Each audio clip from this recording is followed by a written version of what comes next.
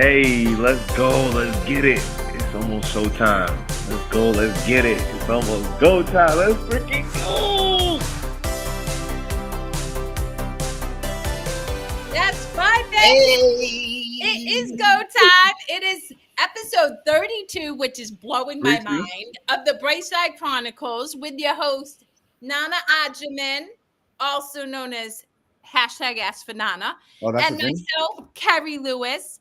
And today I have the super privilege to hang with one of my friends who I haven't talked to in a while, but who definitely knows about the bright side of life, Jeff Sierra, and we'll get into all the amazing things you do to enjoy your life. But Nana, why did we start the Bright Side Chronicles? I mean, so what it is that the Bright Side Chronicles was derived from the idea or notion of talking about things that bring you joy, happiness, and just positivity. It's an hour block of just talking about regular stuff, and it's not scripted or anything like that. It's just having a conversation. And it looks like we got a couple people already on here. So as well as anybody needs any comments, leave anything. We'll keep it interactive. And if you ever want to hop on here, let us know. We would gladly love to have you on here. But today we got Jeff on here and we got Kerri, so it's gonna be exciting. It is. And right off the rip, you're there. Thank you for making it. Yes, that's my friend UA. We appreciate it. All right, so for me and Jeff, I'll let you in on this because I don't even know if I told you. I think so often it's easy to get caught up in this mirage of divisiveness and negativity. And Jeff, more than many, has done work similar to me. So we understand that our internal narrative creates our external circumstances. And so Nana and I want to encourage people, if you focus on what brings you joy, you focus on all the things that fill your cup, then your external circumstances will reflect your internal narrative. And so that's why I'm very passionate about the Bright Side Chronicles. Equally, I'm super excited to have Jeff here because Jeff and I go back a couple of years and he's always been a bubble of sunshine. So Jeff, what's poppin'? I love this, guys. I came in not knowing what we were doing. And I know. That's why I love that you showed up. I just learned what we're doing now. But I actually got scammed into this. That's what it was. We were just No, you know what's funny? Kerri and I keep scheduling one-on-ones just to catch up, and that never happened. And so this is the first time we've got to actually connect where the schedule worked. Bro, and it works. It works. Like, it just shows. And I was like excited because I'm like, obviously we have each other on Instagram, but I'm always doing random stuff per usual. And I love the videos, dude. Anytime I see your shit pop up, I'm like, oh, I gotta see what that's doing. I'm so random. People don't even realize I'm just like, I sell cars during the day and I just go do Batman stuff when I leave. And then I have like family stuff with Kerri and obviously my family. But it's just all about like this living the moment and doing whatever makes me happy, bro. I'm big about that too. I love what you're the mission here too, right? To just like highlight the positive things. And one of my favorite, you guys know the story of the Chinese farmer? No. Please educate us, please.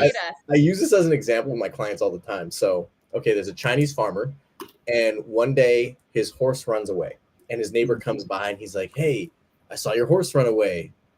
You're so unlucky. And he's like, maybe. The next day, the horse comes back and he's got 4 other horses with him.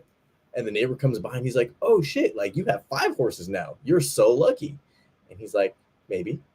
The next day, his son's trying to tame one of the horses and like, it's new. So he's like, let me try to ride it. Falls off and breaks his leg. Neighbor comes by and he's like, oh, your son broke his leg. You're so unlucky. And he's like, maybe. Next day, the military comes and they're drafting people for the war. His son can't go because he's got a broken leg, right? So neighbor comes by. He's like, you're so lucky, right? He's like, maybe. So it just goes to show it's all about our perspective. We can see things that are terrible and then be like, this is terrible. Or look for the unknown thing you don't know. Maybe this is actually for the better. Maybe it's good. So I love using that because then it changes our perspective. Like, you don't know what you don't know. Just look at everything that happens as it's in your favor. Yo, you know what? I need to hear that because as Kerri's known, like, this month has been so funny. Like I was telling her yesterday, right? So I get to work, and one of my friends is like, oh, you're having a bad month, and I'm like, what's a bad month? I haven't really had a bad month. I've had bad moments in it, but it hasn't been a culminative bad month. Like I've had a great time when I was in New York. I've had a great time hanging out with Kerri and the family. Work wise, just it's been more challenging than normal, but it doesn't culminate to it being only a bad month. It's just bad. Instead, it's just not having bad moments. It's just like very challenging moments. That's really what it is. So like I love that you said that, and it reminds me of like the mentality of just like, okay, I still got to reach that. Like I get to wake up every morning, thankfully, and be able to switch that mentality and be like, okay, yesterday was rough, and I went through the motions of it. But how do I keep getting better from it? How do I focus on today? Like even today was a perfect example of like, oh man, I went in on my day off and didn't really sell a car, quote unquote, but I set seeds for potentially a customer. However, got a lot of stuff done out of the way that kind of cleared my schedule so that I have the next couple of days to just focus on brand new customers. So like I love that mentality, and I'm gonna have to use that story because that's like a really good rate. So I'm curious, Jeff. I mean, you and I have known each other, but for the listening audience, how have you cultivated such a joy-filled attitude and been able to not only support yourself in showing up in a perspective that brings you more positivity, but support others in doing the same thing? I think it was like a learned thing, right? This is not my always state. It was something that I've had to realize how powerful the mind is, right? We grow up in a society where it's like you go to school and they teach you how to respond, how to think, how to act, because the system is designed to grade people based on a specific criteria, not the individual's ability and what they're good at separately, right? So we're not taught to think how, or just realize how powerful the mind is and how it shapes our perspective and our reality. And everything is so divisive, right? You have sports, religion, all these things are like, my way, my team is right and yours is wrong and you suck and it's bad. Yeah. Rather than perspective, right? Like if I hold this cup up, for you it says ball, for me it says food for thought. And we're both right?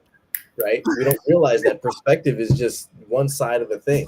So when I started to realize that, it's like, I don't know what I don't know. Let me explore this and realize more. And so I stepped into more meditation, more mindfulness, more conscious thought around what I'm doing or what my emotions are and all these things. And you realize who you surround yourself makes a huge difference.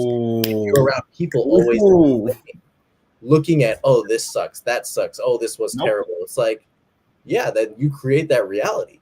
And then you start to see it, noticing, well, if I switch it and I do the opposite, my experience is different. And then that energy radiates, right? Like more than words, you can be at an event. And a lot of this came from like the Reiki space, right? So when we do events, we'll table and we'll have an event at a fair. And maybe there's not a lot of attendance at the fair. But I don't look at it as, oh, that was a terrible show. If there's not a lot of attendance, that means there's more time for me to like go and talk to the other vendors that I typically know and have relationships with. We'll chop it up or we'll do trades and I'll work on them and they'll, whatever their booth is, like we'll experience that.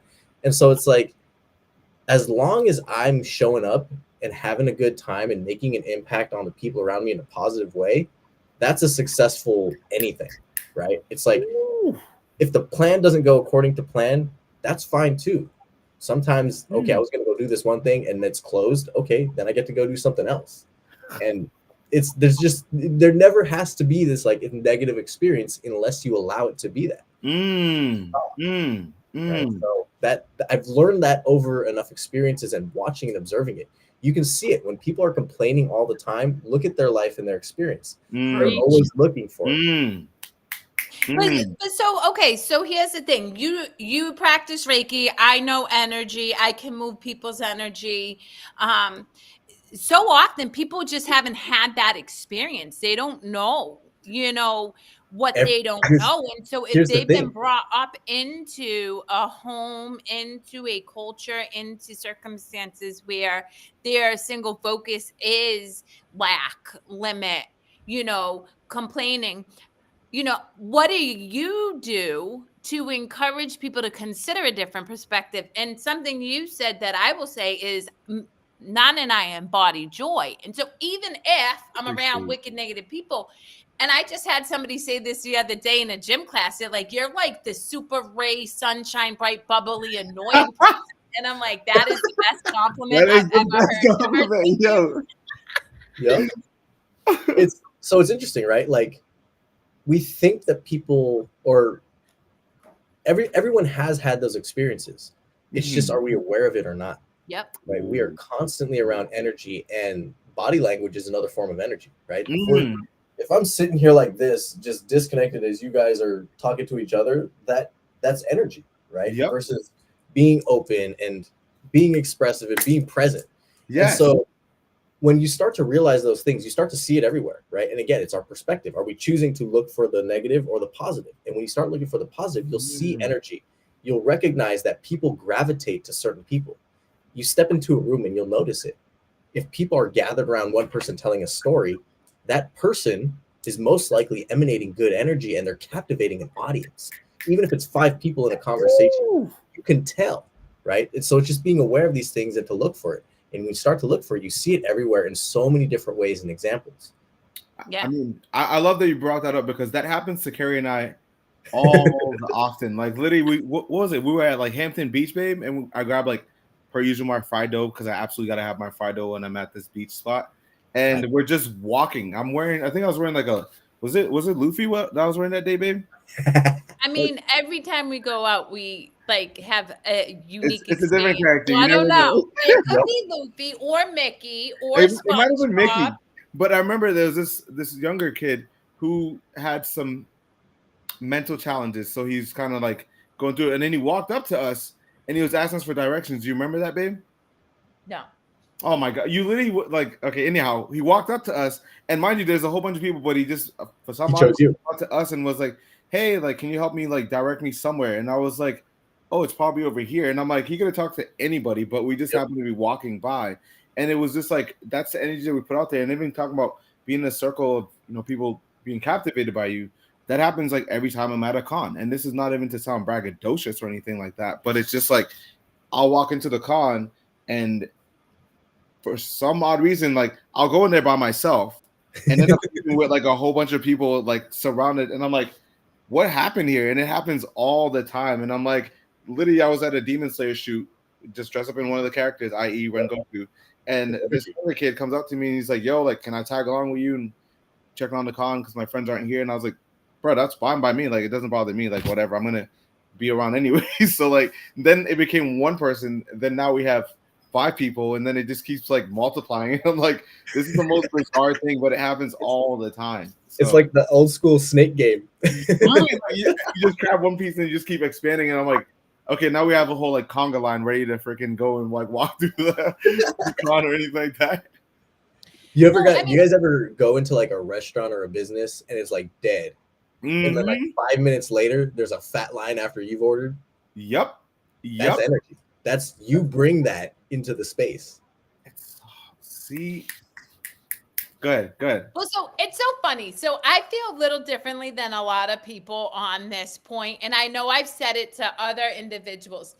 I don't believe that knowing what we bring to the table is braggadocious, and I do oftentimes.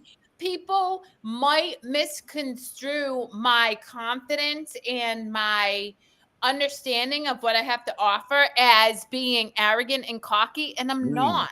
But I also am not going to pretend that people don't gravitate toward me or that I don't exude energy because or feel badly about that, because to what you said, Jeff, that didn't come naturally to me.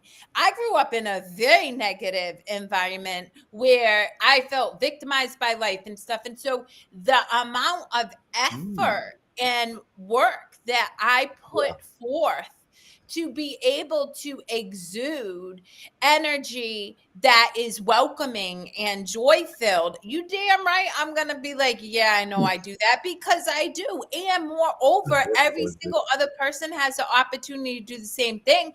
It's just, to your point, Jeff, awareness. Are we aware of the stories right? The perspectives we have running through our head. And if those perspectives cause us to feel icky, sticky, because energy, particularly lower vibrating energies, is stagnant in your body, will you give yourself permission to have a different experience, right? And that's why Nana and I are passionate about the show, and we both live fully expressed.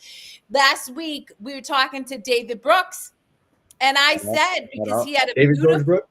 Yeah, you know it. That's my boy. That gratitude guy. Yep. Yo, the gratitude guy. Yes. But the thing is, you know, he said something about legacy, and I really thought about it, and I'm like, not for nothing, but my legacy will be, I did it my way. Okay, Frank Sinatra. Okay. Listen. Hey, I'll sing the song at my own funeral. The girls were like, that would be so cool. Pre-recorded so it could play at your funeral. Yo. Yo. That's one of my favorite things about you, Kerri, is you just give no fucks about what other people think or their judgment. Yes. Right? It's like, I'm gonna be me. And if that's an issue for you, that's for you to deal with. And that is exactly the case, right? Because when we trigger someone else, it's a mirror. They're bothered by what they see you do because they want to do that. It's showing up and it's triggering them so that they can have the opportunity to heal from it. But if what they're used to doing is projecting, they're pointing the finger at you and say, hey, it's your fault. You're too much. You're arrogant. You're conceited because I don't know how to be that. Right. Yeah. And so it's like they have the opportunity to look at that in the mirror and say, oh, this is something for me to overcome and reflect on and look at how did I become that way, or to appreciate it. Right. So those of us that have done this work, it's like we see it. It's like, oh, she gives no fucks. And it's not because she doesn't care about other people. She just knows and is secure in herself because she's done the work. And it took time and energy and effort that was very uncomfortable because you grew up in a way that wasn't that. Like you taught yourself that. Well, I mean, I love that you bring it up because the whole like being authentic thing is so important because I think that's something that a lot of people sadly just haven't gotten to that level, right? Like some people just aren't there yet because they're just not comfortable with themselves. But when you have people like yourself, Jeff, and Kerri as well, that do things that like it challenges the norm, it gives people, i.e., this is going to quote Kerri, the permission to be able to be yourself and not even worry about being judged. Like, I get to be myself because that's just what I've always known. And I love it, dude. You'll be anywhere, and you're and I might be any character. That's the funny thing. You might see me in a Dora outfit. You might see me in a Goku outfit on the same day. So like, you forgot about the Dora one. You never know. So like, that's the thing is like, it's helped to really expand people's horizons of what they could be if they just were just themselves and not worried about people's perception of them, because that's what we're told by media, by family, by coworkers. Oh, you can't do this, you can't do that. But what if you challenge that norm and you just did the stuff that made you happy? That within itself just helps you out mentally wise as well in the long run too. One of the things that's so interesting is like we walk around thinking everybody's looking at us and judging us. They ain't give no fucks. Nobody cares about no fucks. No, everyone's thinking that about themselves. And we're all caught up in this cycle. It's like no one cares. No one's thinking about you enough for it to matter. So just do what you want to do. And when it bothers people, you're actually, that's the light worker part of us, right? It's like you're triggering something for them and they have an opportunity. Sometimes they'll blame you. And that's just shit for them to work through. Ooh. Well, yeah. But so here's the thing. I think I'm curious because obviously this show is about joy. We are going to be judged. I think the more fully expressed you are, the higher a pedestal you're on for people to want to tear you down because it creates such discomfort. And so for me, when that happens, I immediately tap into strategies like singing to myself, oh, you looking at me, that don't mean nothing. Or like I'll dance or something. Right? I do it a lot at the gym because there's a lot of low vibrating energies there. And I'm just curious, what strategies do you guys have to allow yourselves to still show up in joy, fully expressed, while navigating, because we still do navigate unconscious people who, if we're not aware, could potentially bring down our own joy if we didn't watch that. for ourselves. Got you. I'm gonna have Jeff go off with that one, and then I'm gonna gather my thoughts as well too. My one of my tools is to ask the question: is my decision coming from a place of should, or am I choosing it? And if it's a should, usually that's external, right? It's like, oh, I should do this, or I should do that, or it should be this way, and that's typically generational. Like my parents taught me that, or if there's a societal aspect, it's like, okay, well, if there's a should, what do I want? And then checking in with that, and then going from there. And it was interesting. There was one time I went on a date, and this girl, we went to a movie, right? That was the plan. We're like, all right, we're gonna go watch this movie. We get to the place, we smoke a little bit, we go inside, we sit down, the movie's about to start. And this is like a first date, right? She looks over at me, she's like, hey, I don't want to watch this. And in my head, I'm like, no, like this, we're here. It's in front of us. We have to. We have seats. We can't just change plans. Like, yeah, you can stay here if you want to watch the movie. And I'll just meet you after, but I'm gonna go do something else. And I was like, you can do that? Like it blew my mind. I didn't know that was an option, right? Because I was sitting there feeling the same thing. We're like, this is awkward and uncomfortable because we don't know each other yet. Yeah. Movie, there's no conversation, right? Or if you are having conversation, other people are gonna be like, hey, like tone it down. So instead, we got up, we left, and we went to eat instead. And it was like that was a pivotal moment for me where it was like you can stop in the middle of something you're doing, realize I don't want to do this anymore, and change direction. 100%. And that has been a lesson that I've adapted in my life. Bro, I mean, first and foremost, what movie was it? I need to figure out what movie it was. It was the Ninja Turtles like remake, the animated, the newest one that had came out maybe 3-4 years ago. Okay, I support it. Like, I mean, I still haven't seen it. She owes you another date, no? This is a long time ago. I'm very happy with my partner now. And there you go. I need to watch that Your movie. partner will go to the movies now, and you guys can watch that one and be like, yo, this is the one time it happens. That weird time. No, but I love that, like, the whole, like, shifting, right? Because, like, yeah, I think what it is, you know, even with myself, I go by more of a structured thing because Kerri knows, like, I'm like, I go by a schedule. Like, you got to book me like 2 weeks in advance for me to like plan things, right? But I don't book them 2 weeks in advance. I just show up at his house in the morning. That's what I was gonna say. Literally, what was it yesterday, babe? That you showed up out of nowhere. So I'm over thinking, I'm like, you were up early. I got a message from her at like 3 a.m., which is like 6 y'all's time. But I gotta tell you a funny story about that after. But go ahead. It's not funny because like I'm like in the morning, what I do is like I'll watch like funnies because that sets like my mentality for the day. Okay. Kerri can attest to that because there's so many times I'm just like, yo, this is some funny shit. So I'm over here just shooting the shit. She didn't even tell me she's pulling up. So like all I remember is my door open and she looked like the freaking scary movie type person, like, you know, the dude with the scary face. Just opens the door, just stands there. I'm like, oh, what up, babe? What you doing out here? Like, what the? And so like it broke up the mundane schedule of like, oh, like I just wake up and I was just, and then so to see her in the morning, I was like, okay, that's cool. Like I really appreciate that. And I'm not even a person of like surprises because I like things planned, but that was like a cool moment where I was like, huh, you really just showed up out of nowhere. Like it had nothing to do with anything. You just showed up. And I was like, whatever. So that's what I mean. Like it breaks down the mundane schedule of like, you can shift gears and be like, okay, maybe I can slow down or maybe I can speed up in whatever I'm doing and then try to do other things that is also impactful to me as my day goes along, you know? Some of my favorite like reels are when the tagline is like, when you realize you have free will and then someone does something completely out of pocket and it's like, yeah, you can just do shit. Yes. Yeah. Yes. Well, the funny thing is so yesterday I had scheduled 3 classes to train at the gym and I happened to be in Worcester. I'm like, I want to go snuggle with babe. I want to snuggle with babe. So I snuggle with babe. We have a good old time. And then I show up at the gym. I know what you're talking about. Yeah. Well, so I show up at the gym and this older gentleman was busting my balls. He's like, oh, it's a choice to miss cardio. I'm like, listen, buddy, I had cardio and it was way better than showing up at this class. So I'm just saying. And I am having a happier day for it. And that's the thing is we commit to things and then think that we can't change our mind.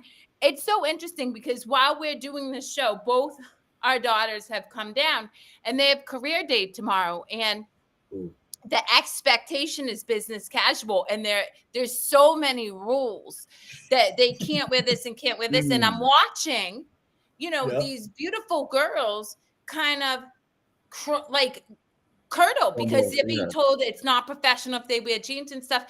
Now they know me and Nana as their parents, and I'd be like, girl, show up and wear whatever. However, they're teenagers, so they are more inclined to follow the cultural norm. And as I watch them, I'm like, God damn, no wonder the mental health of people is shit, because you're a slave to the expectations. Who says what is business casual? I wear leggings and skull stuff all the time, so it's business casual in my world. Who cares?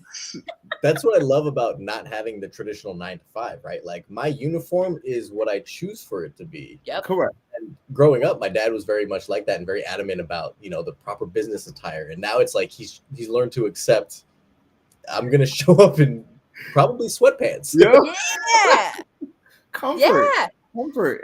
And it's such a good point, because like, even with my job, right? So stereotypical car salesperson is like, has like a suit and tie and like gold watch with like a chain or something like that. And I'm like, dude, I have colorful hair, yellow glasses, $20 Amazon watch that's yellow because I like the color yellow, and I have sneakers on and a work shirt.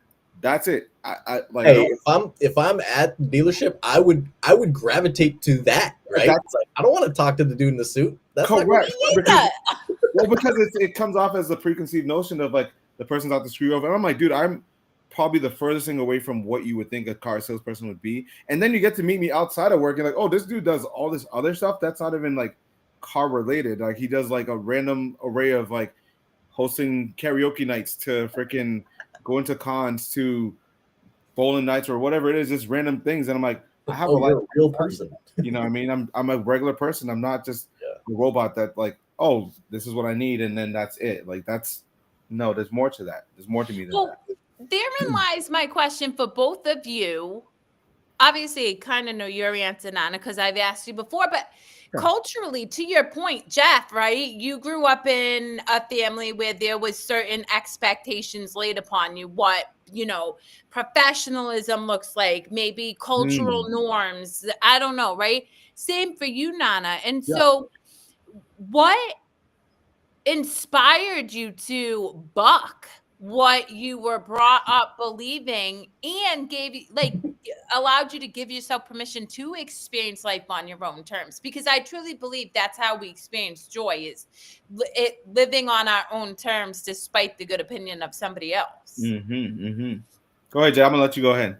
I've always been rebellious, so yes, yes. It was always, you tell me to go left, I'm gonna go right just to see what happens. I will learn the thing the hard way because I want to experience it, right? Yep. Unless there's time taken to explain, like, don't do this or that for that reason, and I agree with it, I would always go the other direction, right? So that has always been in my nature. And it's interesting because these days, I work with my dad in the sense of like we have conversations to support awareness, right? He's one of my clients. And so we've done a lot of things that have broken generational trauma, the stereotypical relationship between father and son. And it's interesting to like kind of switch between those roles, right? We put the hat on of client and practitioner, and then at the end of the session, we'll close the container, be like, okay, this is done. And then we'll talk about something else if we need to and be like, hey, what's your schedule like? Or what do you got going on this day or that day? Or, oh, there's this thing I need to talk to you about. But it took time to really develop that with him, because for so much of my life, there was this very rigid structure that what we've understood now was his generational trauma, right? He was taught certain things, and it's almost like he didn't realize it, right? Kind of walking around without recognizing these energetic things that are just automatic, right? Oh, society taught me this, so now I need to teach you that so that we can be safe. And I think some of that, ties back to the things that our families have experienced, where, we're Japanese American. And so during the internment, it was like, keep your head down, don't make a fuss. If you stir up trouble, then your life could be in jeopardy, or we're going to get in trouble, or the family, maybe all these things, right? So it's like not being the nail that sticks out was always kind of ingrained into us, versus there's a part of me that draws to be like, well, I don't agree with that. So Yep. Yes. but it's taken time and energy, and I'm in a very happy place with it to know that I'm not having to go against the grain, and it's not like a combative thing. It's just me being more authentic. Oh, damn. I mean, that's a great one. I love that you said rebellious, because my word that came to mind is stubborn. Because, like, that You was stubborn? that was- No. I don't believe that, Nah, Auntie. you don't know me. I'm playing. No, but like stubborn would probably be the word. Just like Okay. stubborn to the fact that like I can't live by anybody's expectations except for mine. Like, you know, I know my mom has, you know, brought up, hey, I want you to do like engineering and, you know, things of that nature, because that's a Ghanaian culture thing. It's like in the Ghanaian culture, it's normally they want, or people are assumed to be in the medical field or engineering, things that make you money, right? So Okay. happiness is not portrayed as much as making money. And I'm like, dude, I'm probably the worst person because I don't do stuff for the money, unless if I obviously have to do it for whatever it is. But like, it's always been about passion and joy and happiness. So that goes against the regular stereotypical idea of go do this job that you don't like, but you're gonna make a whole bunch of money and then you just wither your life away. I'm not doing that, bro. I have so much life to be given out there. Like, there's no way. And I think being stubborn to the fact of it and just being like, oh, okay, is this what you want me to do? I'm not going to do it because it doesn't serve me that purpose of happiness and joy. And I think that's something that I'm reiterating to even like my siblings and things of that nature, because, you know, I have other siblings and, you know, my older brother is more traditional. I am far from that, not in a bad way, but more like I just have a different approach of how to go about it. Obviously, I'm still big with the Ghanaian culture, as in like I represent my culture, but I'm not like a stereotypical what a Ghanaian should be. Like most Ghanaians, like if you got a bad haircut or if you did a haircut with alignment, that's considered, oh, that's a bad thing. I'm like, since when is a haircut even a bad thing? Like it's a style. Like so it just shows just how like archaic the mentality of certain people, not all people, because there's a lot of people that open up the idea of it. But I think it's just breaking that narrative and just letting people know, like, hey, look, I'm just living my life, dude, and I'm here for whatever duration that I'm here for, and I'm here to make that impact and also experience that life as well too. Yeah. So I take it you guys aren't huge followers of the American dream. Yeah.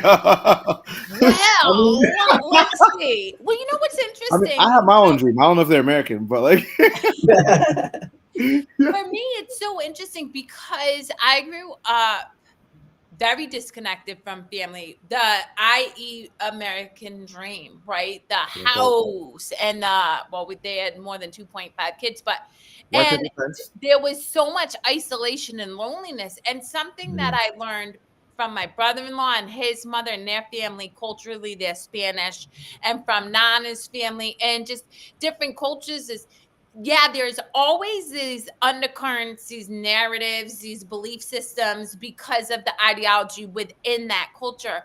And yet, I feel like Americans, more than many, many different cultures, are so disconnected from each other and family, whereas other cultures, you're a perfect example, Jeff, right? Your father, I'm sure, was totally perplexed at your, you know, unwillingness to follow suit, and yet he still wrapped you up and embraced you. Nana's the same way. His mother doesn't necessarily understand his choices, but you best be believing at 6 o'clock she's calling him and say, babe, I love you, I got fufu on the table with your favorite, you know.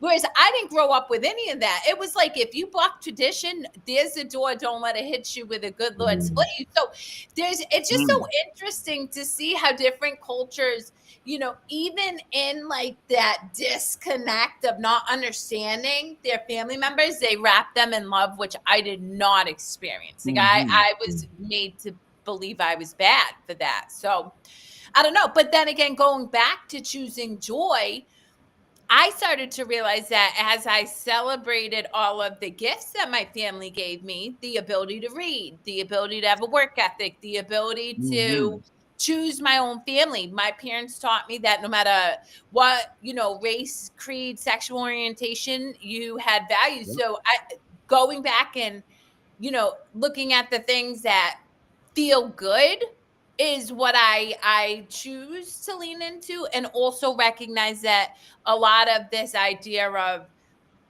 any dream, if it limits you or keeps you confined to a specific ideology, whether it's spirituality, religion, patriotism, or whatever, it's not allowing you to show up fully expressed, which I believe we come from creation and we're meant to co-create as unique expressions of that creation, not conform.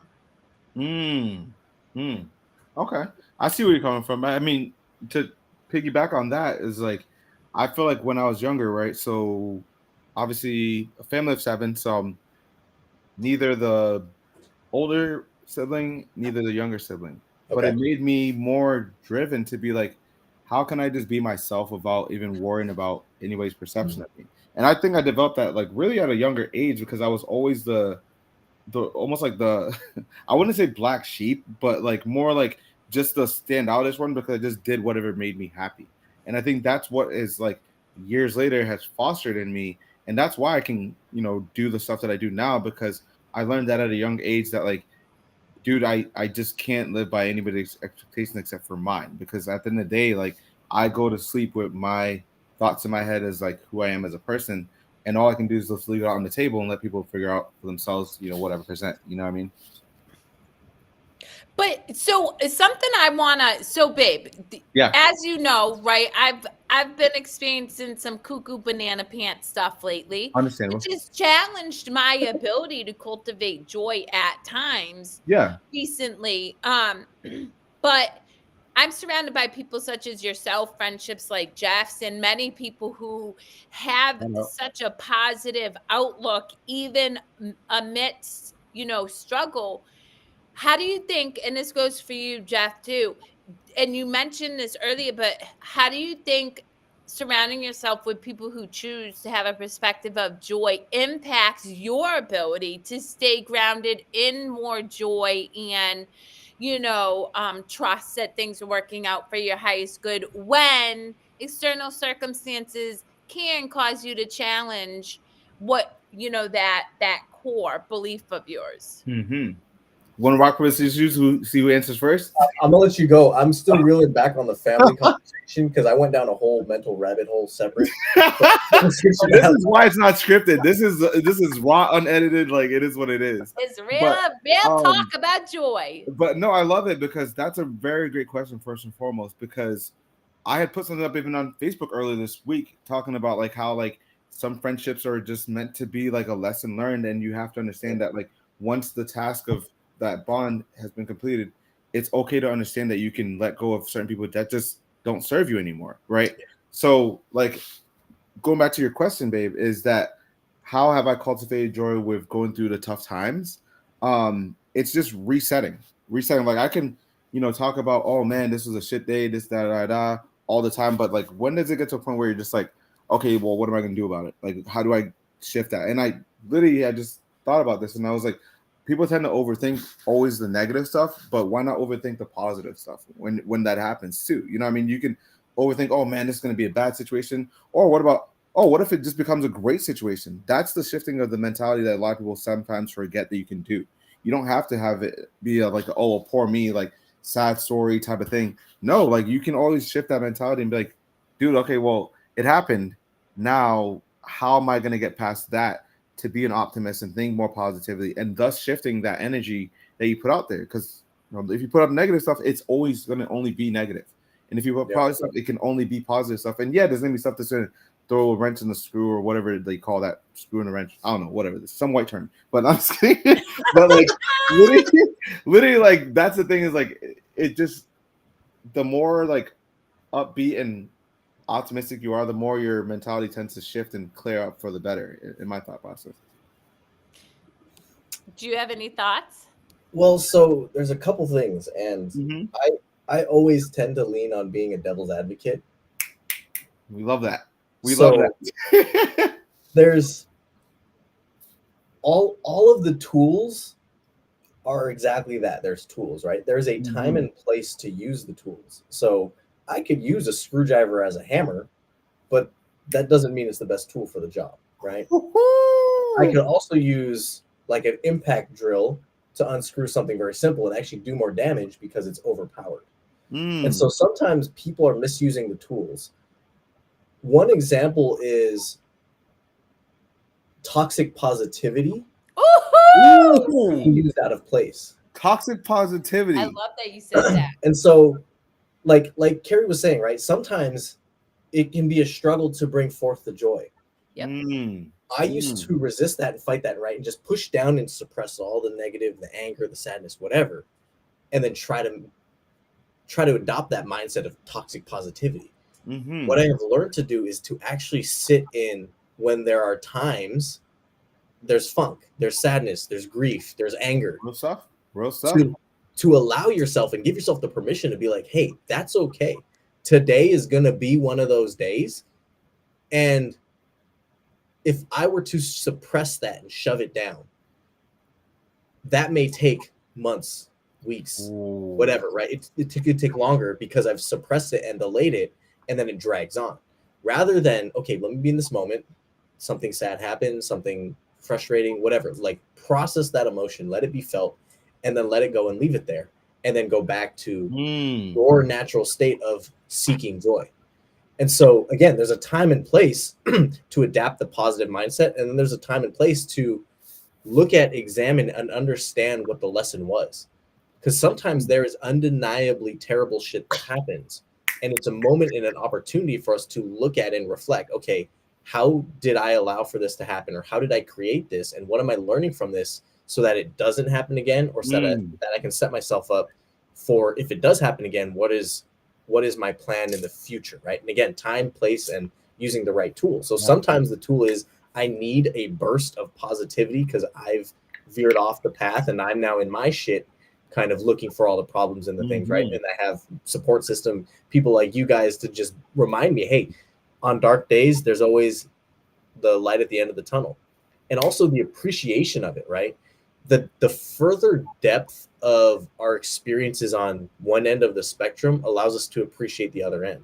If I lived a perfect vanilla life, I don't care when there's good things happening because it's just you're normal, right?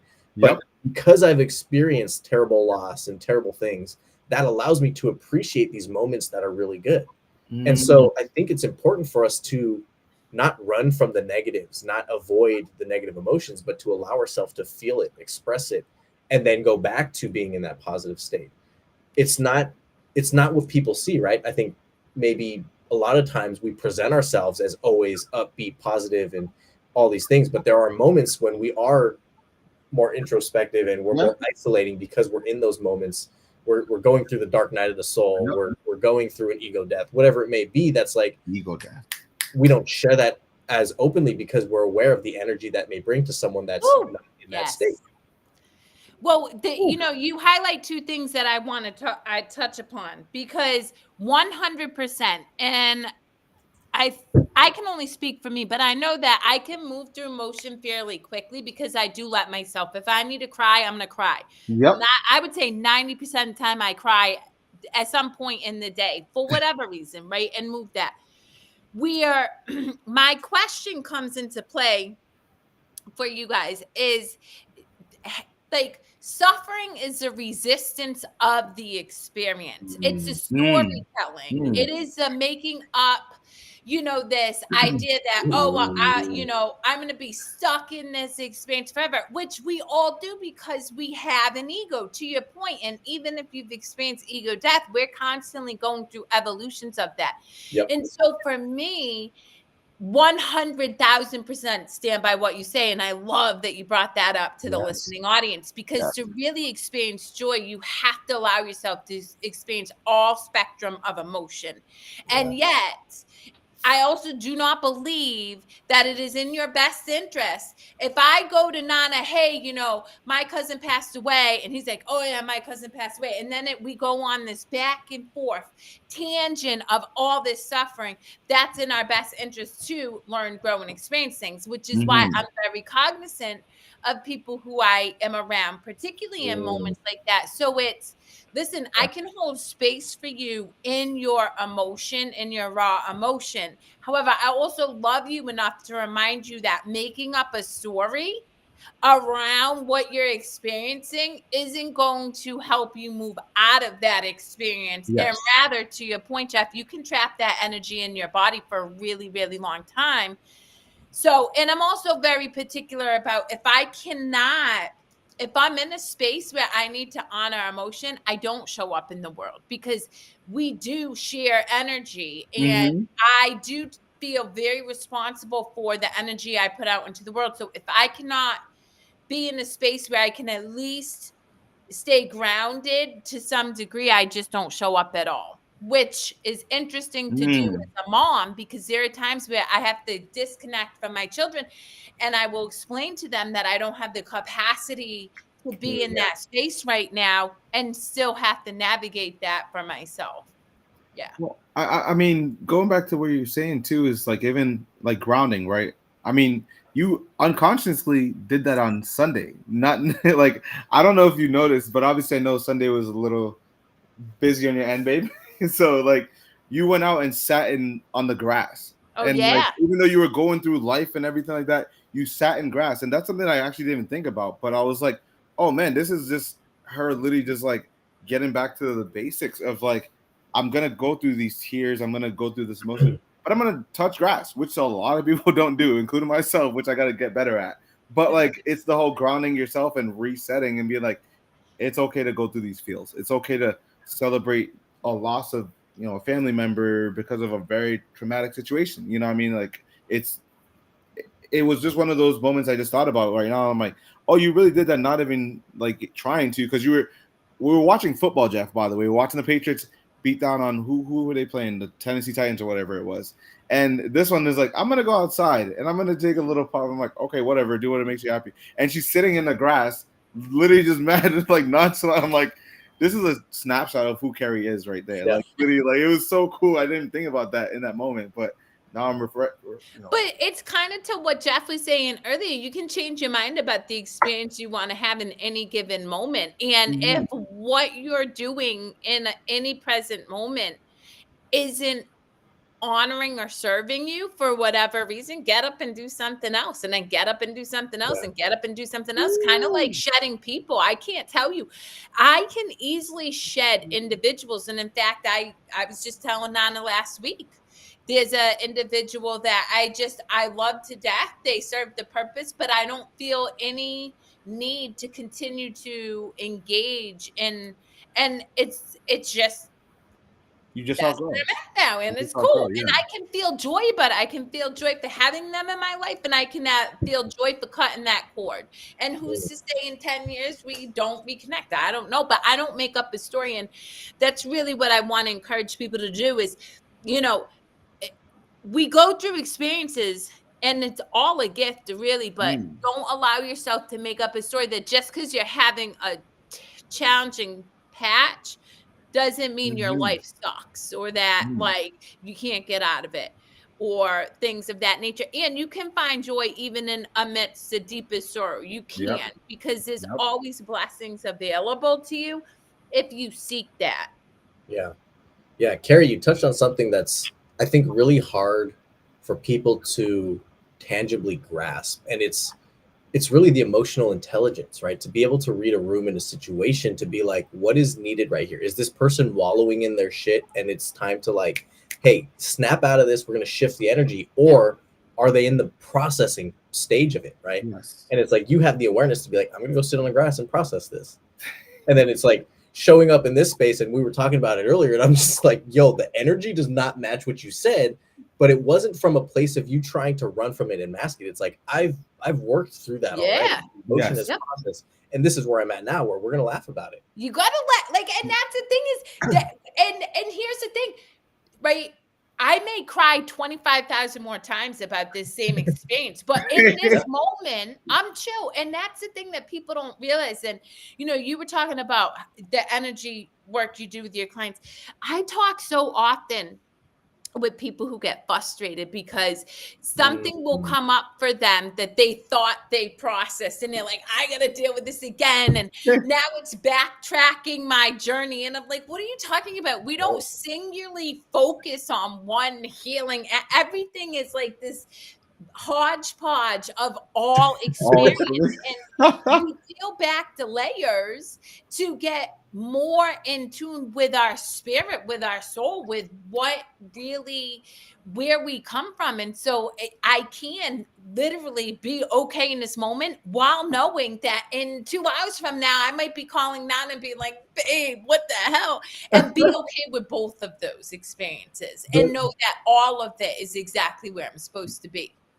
The world around us has become so like binary, and it's like yes or no, A or B, right? It's black or white. There's the reality is that there's so much more complexity to everything. Everything is gray, right? Everything is gray. Everything it's not just yes or no. It's what's option C, right? And that's because of that process and how conditioned we are to think in that way. We don't realize how complex our emotions are. And like you said, you may work through something, then it comes up again.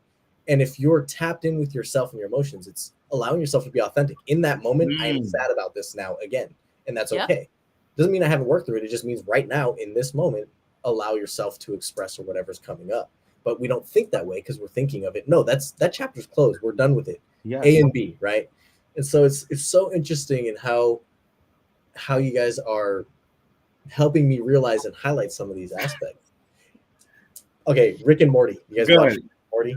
Oh, that's a I know of it, but I haven't seen it yet. I'm slacking on it. But okay. What I love about Rick and Morty is that they do a really good job of depicting these really hard to grasp concepts where it's like visual, right? So they're talking about like quantum realities and just, it's a mindfuck show.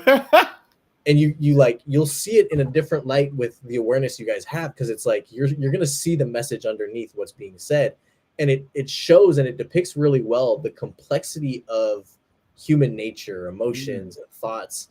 Because it's when we're faced with the reality of how insignificant we are in this one instant moment in time, some people struggle to grasp that, right? The finiteness of our life. Yep. And so I think that show does a really good job of like really outlining it in a way that if you're looking for those things, you'll see it so much clearer to be like, oh, I've never been able to like articulate or put down on paper this thing. And it's like, this is a cartoon showing me that.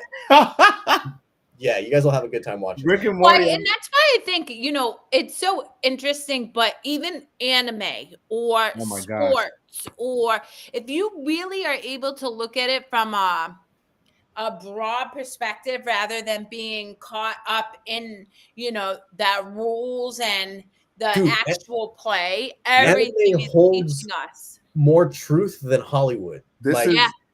Hunter, Avatar: The Last Airbender, they're talking about energy modalities and they're teaching you things that you can actually apply. I went back and watched Hunter x Hunter, and they're talking about Nen and shit. I'm like, oh, I could apply this in Reiki. And the thing is, chakras, that's a Naruto thing. That's literally like, most people knew about chakra because Naruto. So like, I always tell people all the time, like when people say, oh, anime is for kids, and I'm like, it's really not. It's for anybody that's open to like learn about it, right? Because there's so many different varieties of anime. It's like, and it's not all to the story, the characters, the morality. And most of the time, it's like a character going through some kind of traumatic or challenging situation, I guess you could say, and then how do they get better from it? Like, perfect example, Naruto.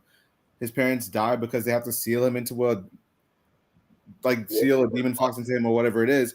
But he deals with the whole going through like being an outcast, and then now he gets a mentor, and then he starts building off all these little things, and then he becomes basically like the president of the village, I guess you could say, and he wins people over. That's like within itself. And a lot of anime is even talking about like life lessons about like having friends that like you just want to like be there to support them, to show up for them, i.e. Bleach. You got Ichigo going to save Rukia or whatever it is. Sorry, babe, this is like me and Jeff talk, but like it's just literally like Full Metal Alchemist was like a whole like emotional wreck for me when like the morality topics in that show were crazy. I gotta watch that. I've been slacking on it. No bull. I've been literally slacking on it. So I will have to watch. That's on my watch list. My friend keeps telling me to watch it for like years, and I'm like, I'll watch it one of these days, but I will watch it for sure.